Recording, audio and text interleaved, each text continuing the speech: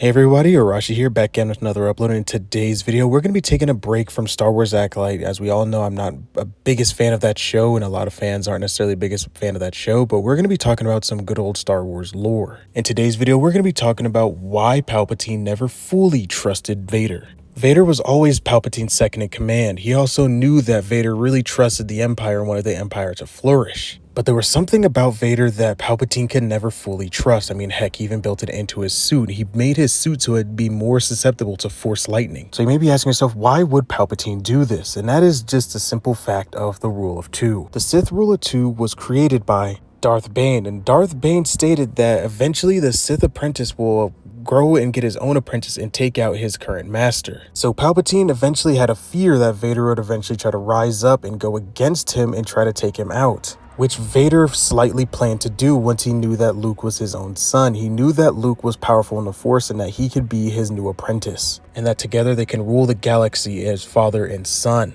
Which for Sith is very tricky, because Sith would obviously like their apprentice. They didn't hate their apprentice, but they liked them enough to teach them everything that they knew, or at least somewhat of the things that they knew, so that they can become powerful themselves. But outside of the Rule of Two, there's actually a deeper reason for why Palpatine never fully trusted Vader. And that was mainly due to the beginnings and towards the later side of Vader's life. During the beginning of Vader's life, he was still walking in between the line of being a Jedi and a Sith. After Vader had lost his battle on Mustafar, he also became extremely weaker. Well, I shouldn't say extremely weak, he actually just became 80% of what he could potentially be. And Palpatine knew this. He knew that Vader would only become to a certain percentage of what he originally could be. So that is why too Palpatine tried to sway Luke to join the dark side of the Force so that he could eventually replace Vader, seeing that Luke's potential in the Force was just as good, and if not more, than what Anakin was. Another reason why Palpatine never fully trusted Vader was actually the duel on Mustafar itself. Palpatine was so disappointed in his new apprentice that he had lost on Mustafar to Obi-Wan that he actually gave him a rudimentary suit. Vader's suit was not up to date. He gave him a bad suit on purpose. He could have been just as good, if not better, than General Grievous. But in order to punish Anakin, or this time Vader, for losing to Obi-Wan on Mustafar, he gave him a rudimentary suit that was very bad and snagged onto his skin and was just overall not functional.